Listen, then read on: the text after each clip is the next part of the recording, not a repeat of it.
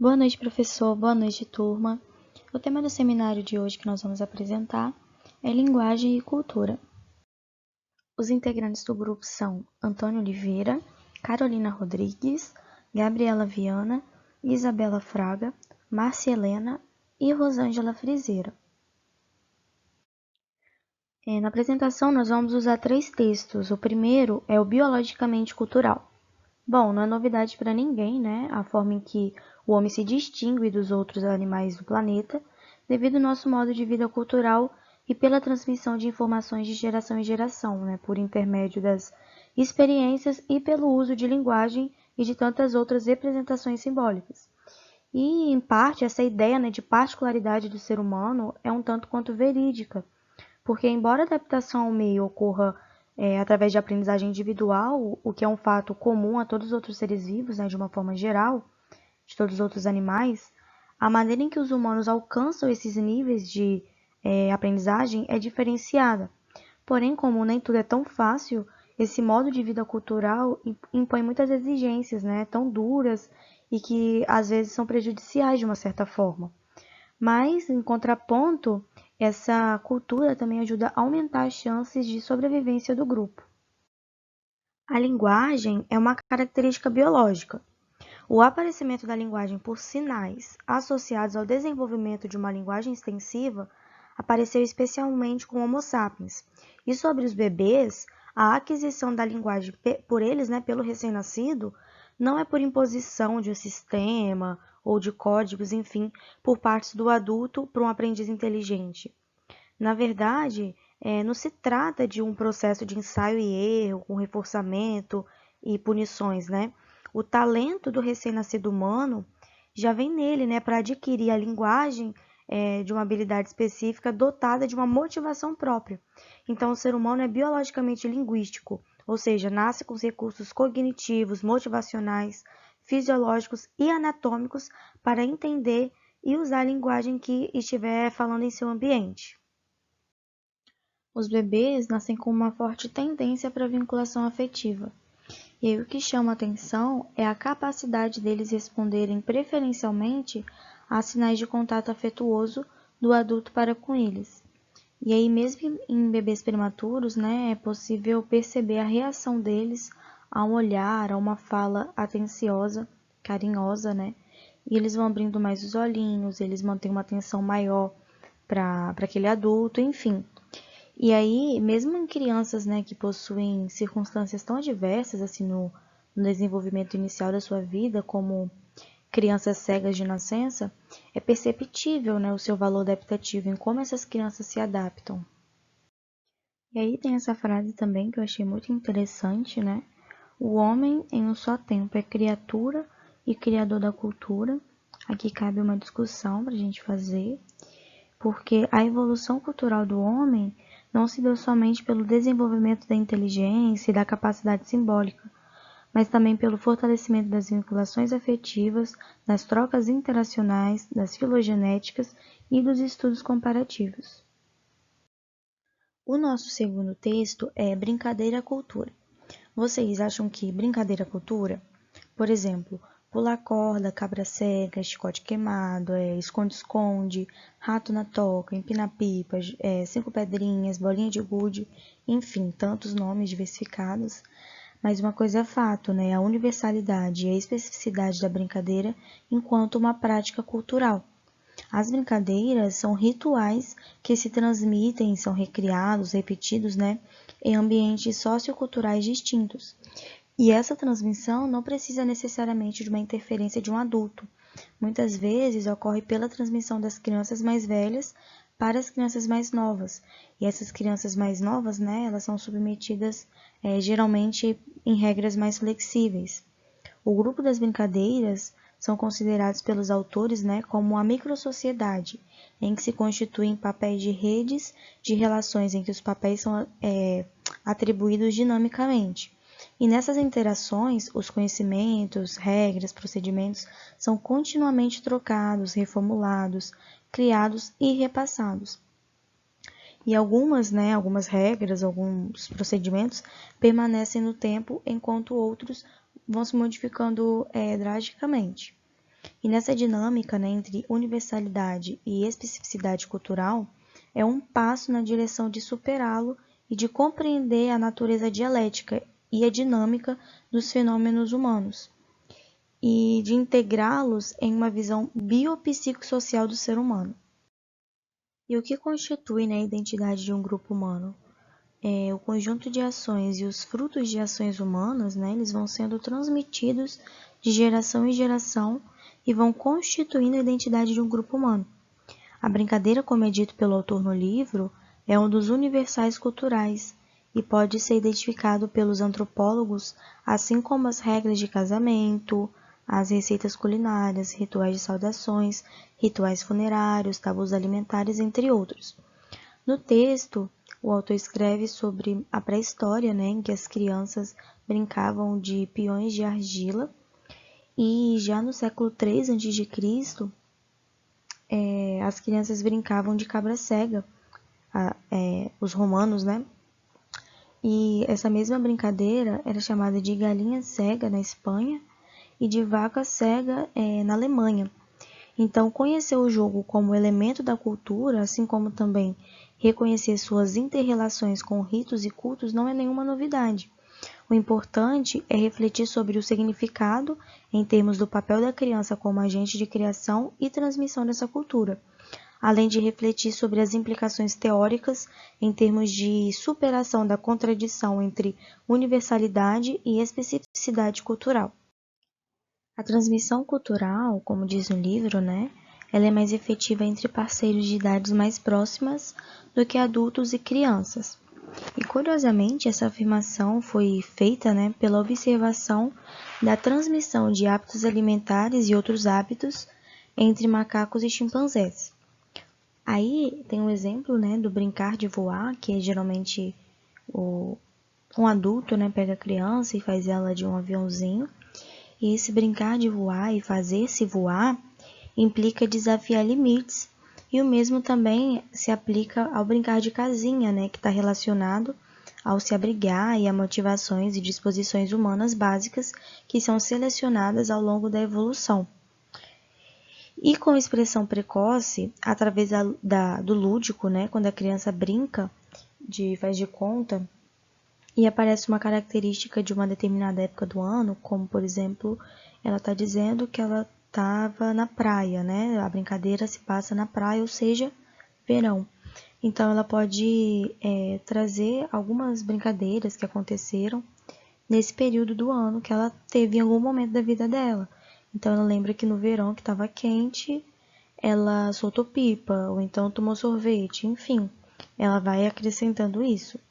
E outros aspectos universais, também presentes em muitas brincadeiras e jogos, né, são frequentemente envolvidos, né, por motivações de ataque e medo e contingências. É aparentemente motivado e reforçado pelo prazer associado à capacidade de produzir respostas contingentes aos outros. E a gente consegue lembrar, né, das brincadeiras que geralmente os adultos fazem com os bebês de esconde-esconde. E aí a forma que eles reagem, né? Alguns com sorrisos de satisfação e outros com medo, muitas vezes, é o que acontece. Nas brincadeiras de queimada, a gente consegue perceber esses elementos motivacionais, em que basicamente eu vou explicar bem simples assim, acho que todo mundo sabe o que é queimada, mas aí vão ser dois times, eles vão estar divididos em duas partes na quadra, e aí cada equipe vai revezar ao atirar uma bola, com o objetivo, né, de acertar a bola em algum componente do time oposto, que por sua vez, né, eles vão estar tentando se esquivar para que não saiam do campo. Então a gente consegue perceber esses elementos comuns, como o revezamento de turnos e o de papéis, a alternação na posse de bola e o se esquivar, o que a gente não consegue observar em outras espécies. Então essas brincadeiras de luta e perseguição são universais em seres humanos.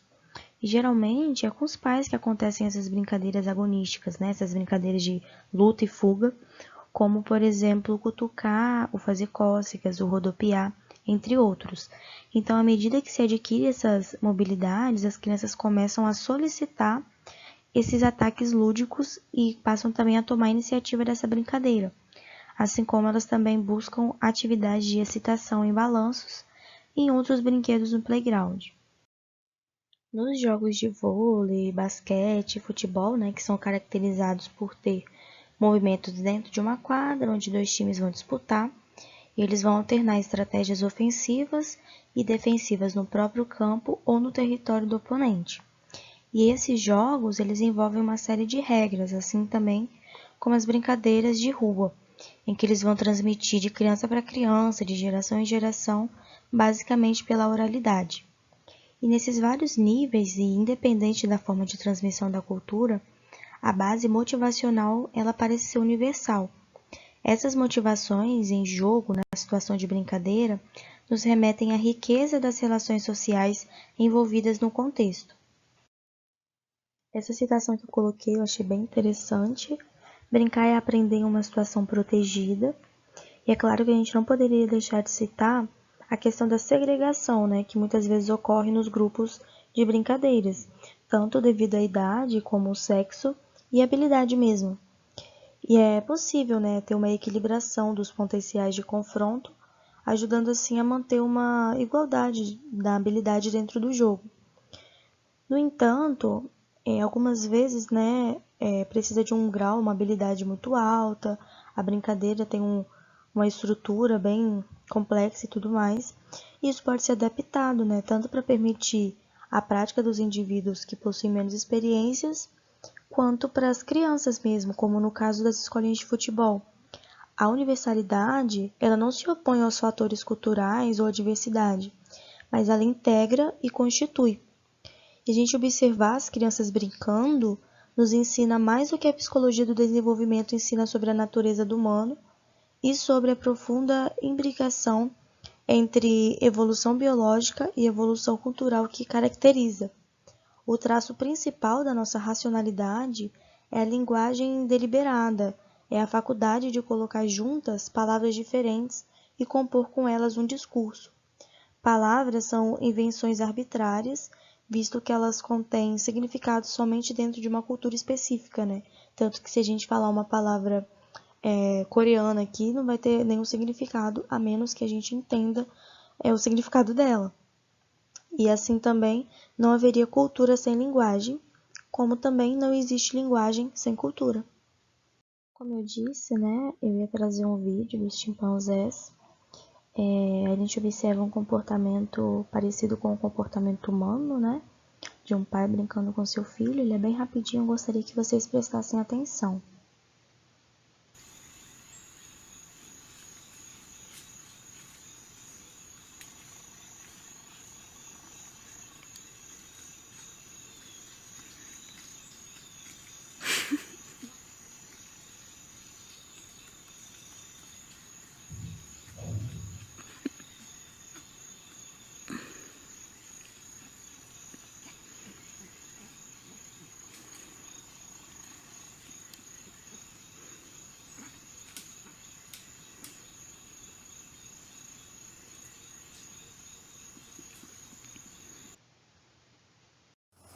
Agora eu vou falar um pouco sobre o texto Linguagem, Cultura e Psicologia Social. Durante 6 anos, 2 estudiosos tentaram pacientemente ensinar Vicky a falar, elogiando-a quando ela parecia fazer um progresso e confortando ela quando ficava desanimada com seus fracassos. Durante os 6 anos, Vicky aprendeu a fazer quase tudo que uma criança normal faz e também ficou muito travessa. Porém, ela nunca aprendeu a balbuciar mais do que 4 palavras, que são mama, papa, up e cup. E isso mediante muito esforço. No final, esses estudiosos desistiram, derrotados, se sentindo abatidos, e tiveram que admitir que Vicky jamais iria aprender a falar de verdade. O problema não era que Vicky fosse mentalmente subnormal. Ela era muito inteligente e alerta, mas Vicky era um chimpanzé.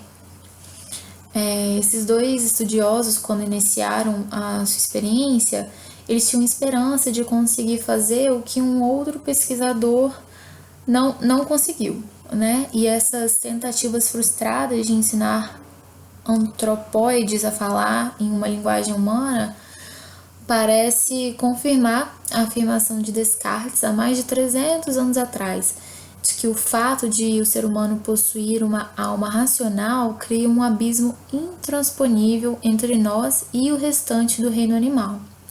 Então, o traço principal da nossa racionalidade é a linguagem deliberada, é a faculdade de colocar juntas palavras diferentes e compor com elas um discurso. É claro que vários animais emitem sons complexos, mas somente entre seres humanos esses sons representam objetos ou eventos de um modo arbitrário, porém simbólico. Esses sons são invenções da mente humana. Por exemplo, uma estrutura marrom, clara, alta, com galhos e folhas é chamado de árvore. E é chamado de árvore porque é um produto de uma tradição cultural. As palavras são invenções arbitrárias, visto que elas contêm significado somente dentro de uma cultura específica. Assim, como não haveria cultura sem linguagem, não existiria linguagem sem cultura. E a linguagem humana nos ajuda a nos comunicar com os outros de maneira mais eficiente. Talvez as pressões da seleção natural tenham implantado na cabeça do Homo primitivo a aptidão para a linguagem falada, mas não a ponto de um indivíduo poder dizer ao outro o que estaria fazendo dentro de instantes ou com relação aos assuntos práticos da vida diária, mas de modo que todos pudessem pensar com maior eficiência acerca do mundo em que estavam vivendo. Poderia ser também que a complexa operação de uma economia avançada de coleta e caça fosse impossível sem uma série de regras sociais que somente podiam ser elaboradas e transmitidas através da língua falada. Portanto, o texto vai focalizar a linguagem humana segundo a perspectiva da psicologia social, pessoal e social.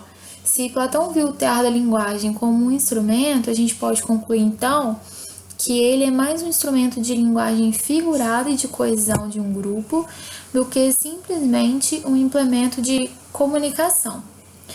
O grande linguista Noam Chomsky, se eu não estou errada, é o principal responsável pela noção de universalidade da linguagem humana, chamando atenção para a existência de uma estrutura primordial, fundamental à gramática de todas as línguas. Além dos sons característicos que brotam em torrentes da boca dos seres humanos em todos os lugares, a natureza essencial da linguagem reside na habilidade mental de classificar, compor padrões formais e relacionar conceitos. A ação-chave é analisar e criar mensagens de acordo com a estrutura gramatical. Provavelmente porque alguém jamais ouviu animais conversarem de maneira sugerida por essas regras, surgiu a ideia de que a língua falada não somente é privativa dos seres humanos, mas que o equipamento intelectual que lhe serve de base também é inigualável. O conjunto especial dos sons dinâmicos que constituem a linguagem humana é gerado pelo mecanismo mental, que é encontrado somente nos cérebros humanos. O mecanismo se desenvolveu durante a evolução humana com um propósito específico de organizar a linguagem falada. Existe um instituto em uma universidade dos Estados Unidos, onde esse instituto é a casa até de um psicólogo chamado Roger Fultz e também de 20 chimpanzés que regularmente fazem uma barulhenta e entusiasmática saudação de boas-vindas aos visitantes das suas gaiolas. Ficam bem agitados, pulam, balançam com a grade, tudo acompanhado por um característico coro de gritos. Todavia, quando se é o visitante, percebe-se logo que nem todas as travessuras dos animais são exatamente próprias ao antropóide. Um deles estaria estalando os dedos da sua mão esquerda com os da direita, depois começaria a puxar rapidamente sua mão esquerda para cima, fugindo do alcance do apertão da direita, e então apontaria para si mesmo. E se ninguém prestasse atenção, faria tudo de novo. Para a maioria das pessoas, os gestos não tinham significado. Entretanto, para alguém que conhecesse o Código Americano de Sinais para Surdos, significaria "deixe-me sair".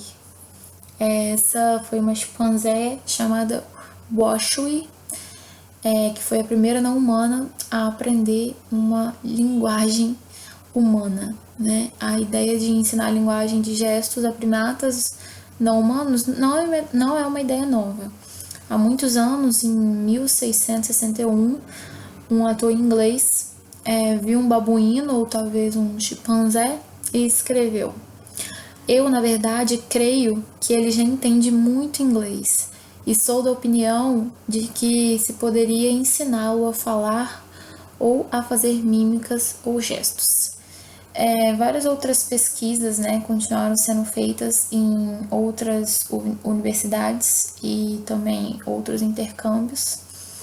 E nos sérios projetos de pesquisa realizados nesses vários centros, naturalmente, os intercâmbios entre psicólogos e antropóides não se limitavam a conversas inúteis.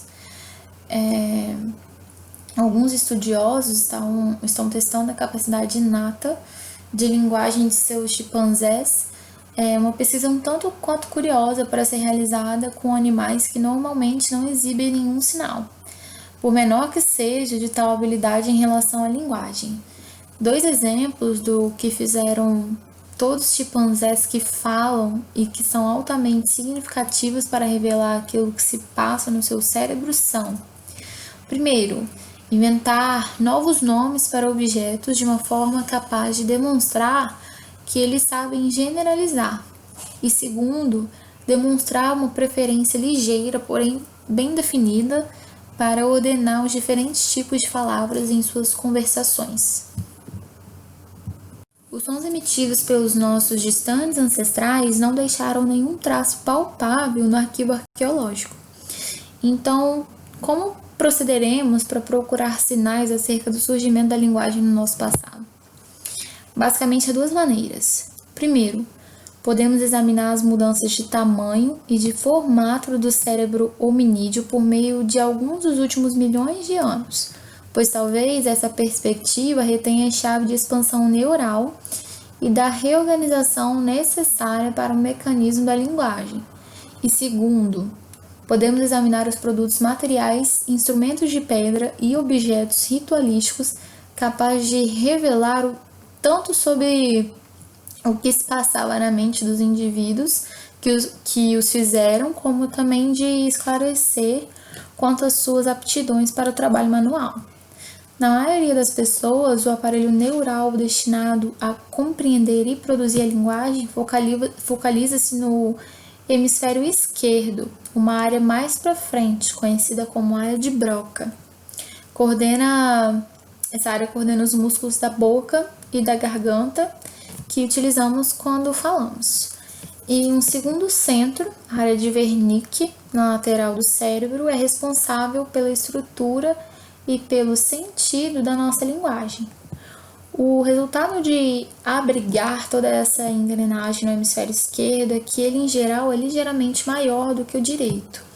Além disso, existe uma espécie de protuberância sobre a área de Broca e também outra, menos acentuada, sobre a área de Wernicke.